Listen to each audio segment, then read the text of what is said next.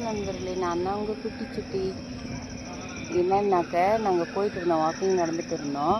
பாருங்கள், அங்கே பீக்காக் உட்காந்து இருக்குது. உங்களுக்கும் காட்டலான்ட்டு தான் இதை பாருங்கள், நடந்துக்கிட்டு இருக்கோம்.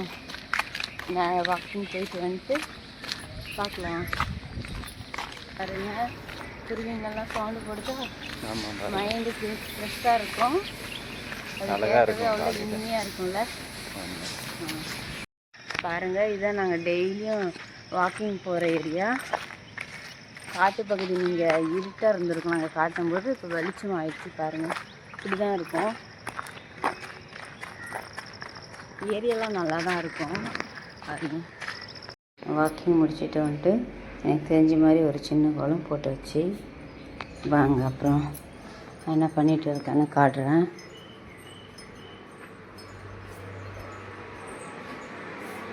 பாருங்கள், ஹெல்த் ட்ரிங்க்குக்காக பப்பாயா சீட் போட்டு வெந்துட்டு இருக்குது. அது நல்ல கலர் வர வரைக்கும் பாயில் ஆகட்டும், அப்புறமா எடுத்துக்கலாம் குடிக்க.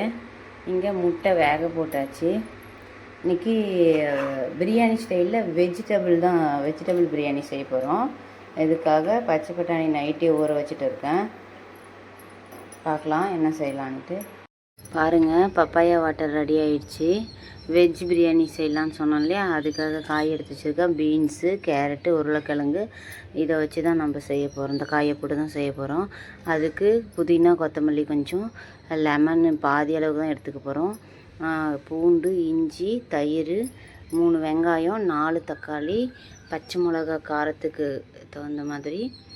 இங்கே பாருங்கள், பச்சை பட்டாணி, அரிசி பாருங்கள் அவ்வளோ எடுத்துருக்கேன். இது 4 பேருக்கு உண்டான அளவு, தாராளமாக சாப்பிட்லாம். இதில் 2 பங்கு நம்ம தண்ணி எடுத்துக்க போகிறோம்.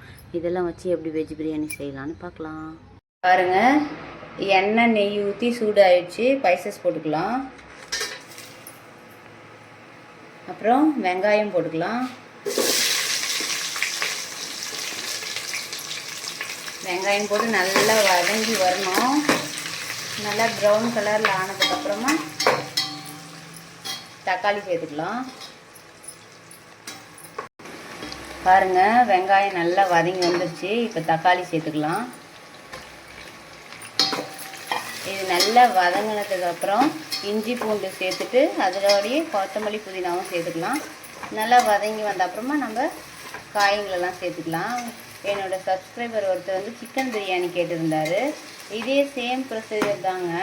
வெஜிடபிளுக்கு பதில் அதில் சிக்கன் சேர்த்துப்போம். சேம் டேஸ்ட்டில் தான் வரும். நான் இன்றைக்கி வந்து குக்கரில் செய்ய கிடையாது, இந்த மாதிரி பாத்திரத்தில் செய்கிறேன். இது எப்படி அளவு வச்சு செய்கிறேன்னு பார்த்துக்கோங்க. இது நல்லா தக்காளி வதங்கி வரட்டும். உப்பு போட்டு நல்லா வதக்கிக்கலாம். பாருங்கள், புதினா, இஞ்சி பூண்டு, தக்காளி, வெங்காயம் எல்லாமே நல்லா வதங்கி வந்துடுச்சு. இப்போ நம்ம எல்லா காயும் சேர்த்துக்கலாம். பாருங்கள், இப்போ பச்சை பட்டாணி, உருளைக்கிழங்கு, கேரட்டு, பீன்ஸ் எல்லாம் வச்சுருக்கேன். எல்லாத்தையும் மொத்தமாக ஒன்றா சேர்த்துக்கலாம். இதுவும் கொஞ்சமாக வதங்கினதுக்கப்புறமா மசாலா சேர்த்துக்கலாம். பாருங்கள், காய் நல்லா வதங்கி வந்துடுச்சு. இதோட தனியாத்தூள் கொஞ்சம் போட்டுக்கலாம்.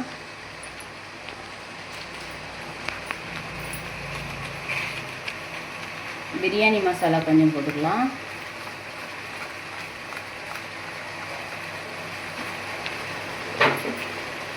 கொஞ்சமாக ஆல்ரெடி நம்ம பச்சை மிளகா போட்டுருக்கோம். ஃப்ளேவருக்காக மட்டும் கொஞ்சமாக மிளகாத்தூள் சேர்த்துக்கலாம். இது வதங்கி வந்த அப்புறம் தயிர் போட்டு எப்படி வருதுன்னு பார்க்கலாம்.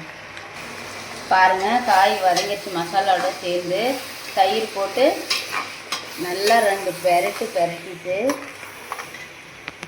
நல்லா பெரட்டி விட்டுக்கோங்க. நல்லா பெரட்டி விட்டுட்டு இப்போ நம்ம எடுத்து வச்சுருக்கிற தண்ணியை அதில் ஊற்றிக்கலாம். இதில் நான் வந்து 3/4 பாகம் வந்து அரிசி எடுத்துருக்கேன் இல்லையா, இதில் நம்ம 2 தண்ணி ஊற்றிக்கலாம். 2 பங்கு தண்ணி. பாருங்கள், தண்ணி ஊற்றியாச்சு. இப்போ லெமன் புழிஞ்சிக்கலாம். ஒரு பாதி லெமன் அளவுக்கு மட்டும் புழிஞ்சிக்கலாம்.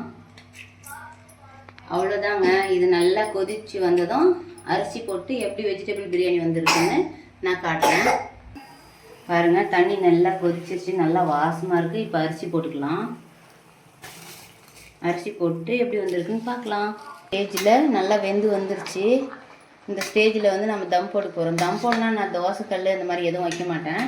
இந்த மாதிரி டைம் வந்து அப்படியே சிம்மில் ஒரு 5 மினிட்ஸ் வச்சுட்டு க்ளோஸ் பண்ணி வச்சுருவேன். அப்புறம் எப்படி வந்திருக்குன்னு பார்க்கலாம்.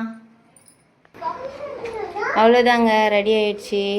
பாருங்கள், இது இத்தனை நாளாக மோர் கிடைக்கல, அதனால் காட்டல. இந்த பாருங்கள், இன்றைக்கி கிடச்சிருக்கு. மோர் கடைஞ்சி வச்சுருக்கேன். ஸ்நாக்ஸுக்கு மாதுளம்பழம். வெஜிடபிள் பிரியாணி பாருங்கள் ரெடி ஆயிடுச்சு பலன்னு. அப்புறம் பாயில் பண்ண எக்கு.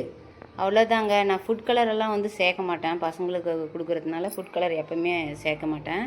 இதே டைப்பில் நீங்களும் செஞ்சு பாருங்கள், ரொம்ப சூப்பராக இருக்கும். இந்த வீடியோ பிடிச்சிருந்தா சப்ஸ்கிரைப் பண்ணிவிட்டு லைக் பண்ணுங்கள், ஷேர் பண்ணுங்கள், கமெண்ட் பண்ணுங்கள். ஓகே, பாய்.